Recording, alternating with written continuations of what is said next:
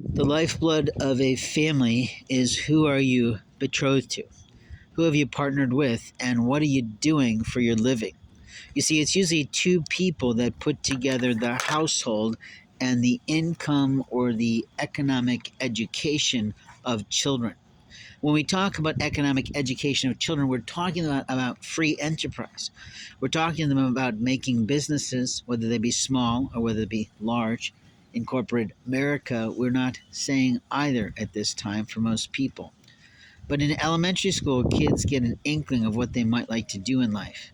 By junior high, they're getting a little bit stronger feeling of what God's given them a calling for their life. And by high school, they're supposed to be working through those socially inept stages of being an awkward, geeky teenager so that as they move themselves to their senior year in high school, they start to get clear of what they want to study, generally speaking, in college.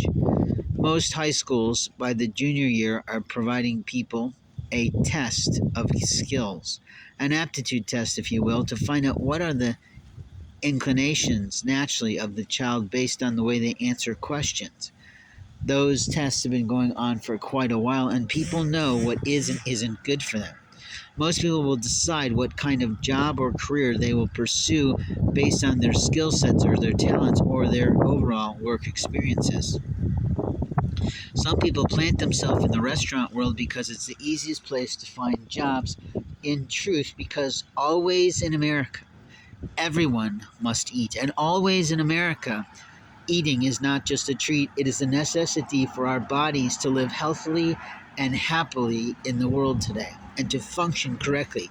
But we have people that don't eat correctly, so that crosses them a problem in their mind. And we have people that are addicted to things that are not healthy in terms of their medical life, but they still do it all the time. And what I'm really talking about is American Inc. America Inc. is a world leader in food production. But in truth, we don't need millions of foreigners living in America is pretty true because we've had plenty of foreigners and foreign families that have been a part of America for literally millennia, for centuries, for decades, for however long you want to look at this.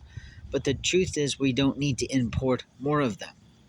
We have our own to take care of. We have our own to educate. We have our own to feed. And in 10 years' time, my curious question is, where will food be? What will it be like? And will it still be fresh, like we're accustomed to through the local markets on the weekends? Or will we be bereft over the fact we've lost a lot of opportunity? You see, what a person thinks about, what a person looks at, what a person wants to do may not always be what they have skill sets to do, but at any moment in time, thankfully, in America, we can go on and produce a new life. But it's not always easy, especially if you're a victim of cybercrime, identity theft, and fraud like me, or police brutality, which blew out a knee and ruined the ability for walking and caused heart attacks and multiple strokes because some officer thought he'd just flip a switch in someone's health care and not provide what is supposed to be provisioned. The truth is that people have deficits in their bodies, in their hearts, in their minds, in their souls. And most often, difficulties in families is produced by the deficit of a soul, the jealousiness of a family member, and the depravity of what should and shouldn't be happening in America.